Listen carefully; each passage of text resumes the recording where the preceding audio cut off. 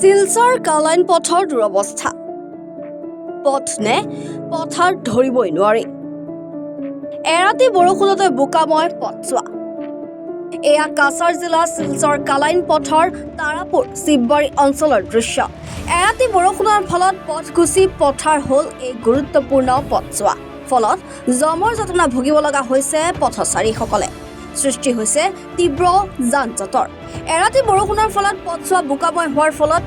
পথৰ মাজত আবদ্ধ হৈ পৰে যান-বাহন সম্পূৰ্ণৰূপে বন্ধ হয় পৰিবহণ ব্যৱস্থা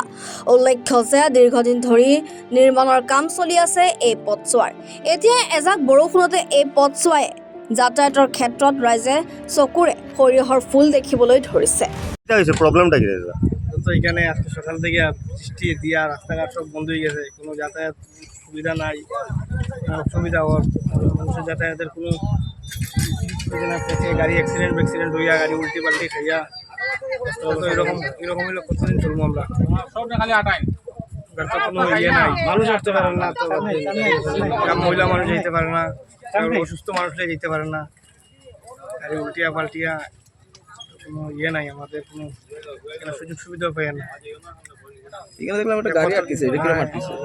সকাল সকাল এটা কতদিন এরকম থাকবো এরকম হলে তো দুদিন পরে বৃষ্টি দিলে তো আবার রাস্তা সেই আবার অবস্থা তো আরো চলতে পারতো না মানুষ চলতে